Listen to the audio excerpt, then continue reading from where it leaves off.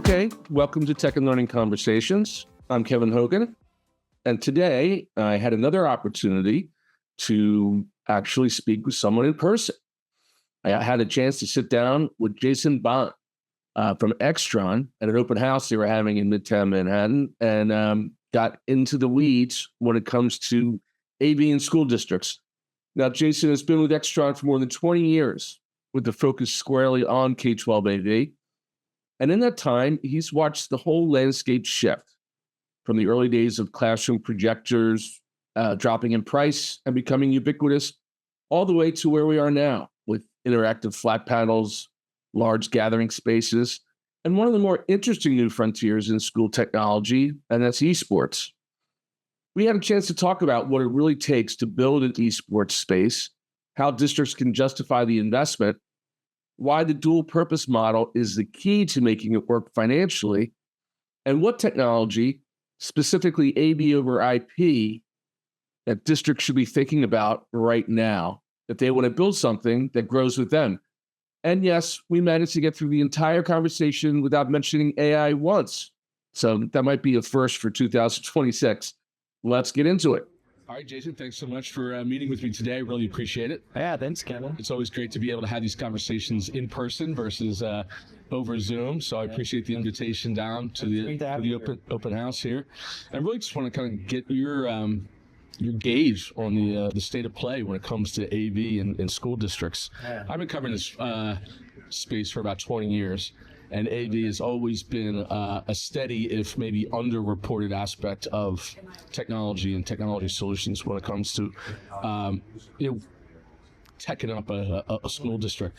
Maybe we could start by just talking a little bit about what the state of play is that you see right now for our readers and listeners who are tech directors of school districts who might be thinking of either installing or upgrading their systems. Yeah, absolutely. So, I've been with Extron for a little over 20 years. I've been focusing on K-12 for the vast majority of that time. Yeah, definitely seeing a lot of shift in that kind of. So it's going back to when the projectors first hit the scene and the prices dropped, and that's when really K-12 AV became a thing. Right? Yeah, for expecting. What we've seen more recently is now a shift towards interactive flat panels in classrooms and a shift to different kinds of spaces, like esports spaces, large gathering spaces. So it's not just about classroom AV anymore. It certainly is still about that to some degree, but there's now a new focus on these different types of environments to keep students engaged. Yeah. So we're, as things have shifted, we're starting to put a lot of focus on those different types of spaces. We have an entire esports team now that is focused on engaging that avenue, for example. Yeah, talk a little bit more about the esports. I mean, that really seems to be like something that's dramatically affecting the facilities, right? I mean, you kind of have to create these spaces, these physical spaces. You have to create these spaces, and we're doing a lot of that. We're doing that using layer over IP. We're doing that using multi-traffic processing and audio routing. And these are the kinds of technologies that school districts really haven't seen a need to invest in. Yeah. But now they are seeing a return on that investment because they're getting engagement with students that they've never been able to reach before. Yeah. Are they able to justify the cost for esports? I mean, esports seems cool. Yeah. And there's a lot of justifications for it in terms of social interaction and maybe some intangibles if it's not necessarily going to help improve the math literacy scores. Do you see that during the course of the day it might be used as one thing and then like almost like a multi-purpose room? That's exactly what it is. Yeah. Dual purpose. And the key to the return on that investment, you're going to use that esports space for something like graphics design or cybersecurity training during the day. And then in the evening or the after school hours, then it becomes the esports playing facility where the kids come and they play as a team together. And that's the other thing about esports that a lot of people just don't understand, that it's not just a bunch of kids sitting around playing video games. There's a lot of team coordination. It promotes communication. It promotes engagement. It keeps kids at school. It keeps kids getting better grades. And so that's what the return is for the district. Yeah. I could still see it being a tough sell to some school boards though. We need 8 figures to put something in. Any suggestions for our listeners and our readers on how to approach that? It doesn't have to be this big thing. Yeah. You can start small. Yeah. You can take your computer lab and retrofit it. Use that existing infrastructure for data and power that's already there, and you could update that to be in this sports space. It's not really defined by, yes, it's cool to have all the cool technology, video walls, and stuff. It's not a requirement to create that space. So you can start and then develop that space incrementally. That's the advice is, you can start small and grow big. Right. And there's, you can leverage different kinds of technology to help you do that. Okay. All right. Talk a little bit more about the technology itself. And you say you're talking about scale at a district level. Do you see a lot of implementation start at a single school or a single classroom? How does that go? So I see a lot of it starting at a single school. Typically, it's the high school, right? Yeah. Like the flagship school in most districts. And that's where all the competition is happening. So I worked with a couple of districts to develop a esports space or using an AVRP technology. And a lot of schools, they want this to be they want to be the draw of the state or the draw of the region. And so they're kind of in that way, kind of competing with other schools. Just all that could be to plant their flag in that esports goes and be the beacon. Right. Yeah. We're just looking up to. Talk about some of the districts that you see. Are people starting to implement a new technology from nothing, or is it maybe some legacy systems that are replaced? It's a mix. Yeah. So, we have, I have some school districts that are taking their library and they're gutting it and they're converting it to a media center, which has been common over the last number of years. Yeah. But then they're also saying, okay, but now we're going to take and we're going to add an esports space in this corner over here. Yeah. To side. And a lot of times they're using that as a flagship space to draw students in, to keep them engaged, to wow the community.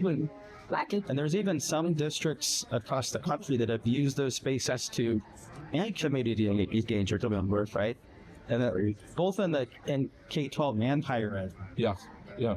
And these things now tied into other systems, other facility type technologies, like for instance, the heating and the cooling and some other kind of smart systems that way? Yeah, those are all considerations. Obviously, any place where you have a lot of technology, especially network switches, a lot of computers, you have to factor in, say, HVAC. You have to factor in lighting. Lighting in the esports space is critical. So you want to have that cool colored lighting to give that, the feel. Right. You're not just in a computer lab. You're in a competition environment.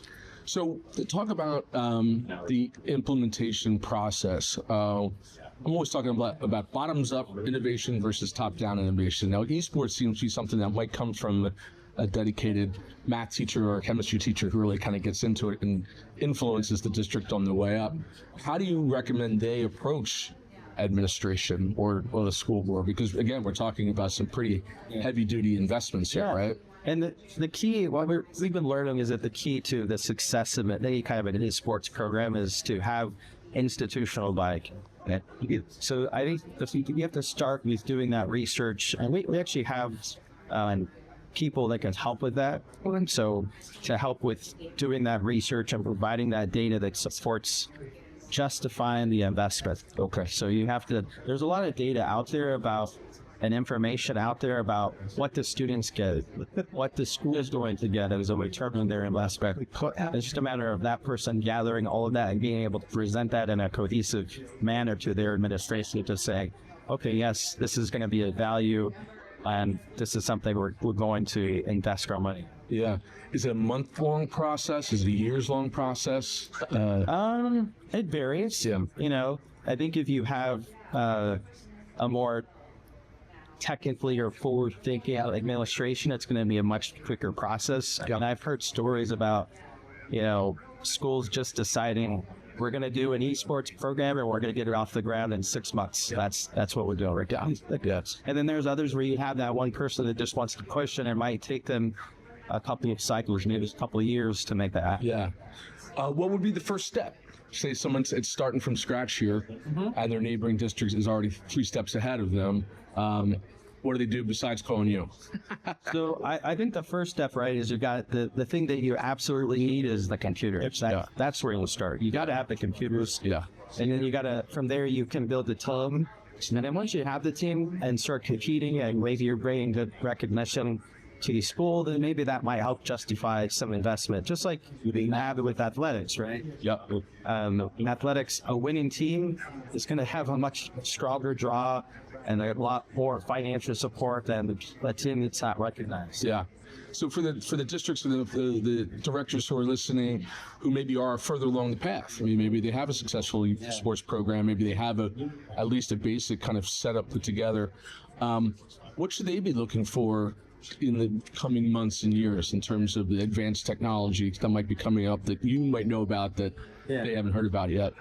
So I would definitely, if they're not looking at DB over IP, I think that's definitely the way to go. It gives you that ability to grow your system in directions you never really even thought about initially. So you can actually layer on additional technology as you go. So it gives you a good foundation to start from. Yep. And you can add on to it from there. So.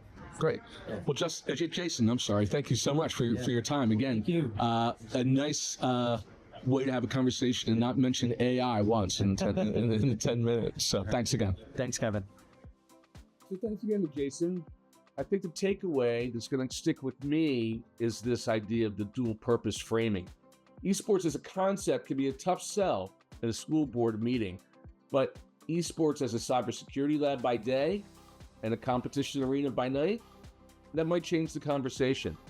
And his point about starting small, I think, is worth repeating for any tech director listening who feels like they're already behind. You don't really need the big video wall. You do need computers, a team, and a plan. The infrastructure can grow from there, especially if you're building on AV over IP from the start. So if you want to learn more about how Extron supports K-12 esports, including the research and justification resources that Jason mentioned, head over to extron.com. And if today's conversation sparks some ideas for your district, we'd love to hear about it. You can find Tech and Learning over at techlearning.com.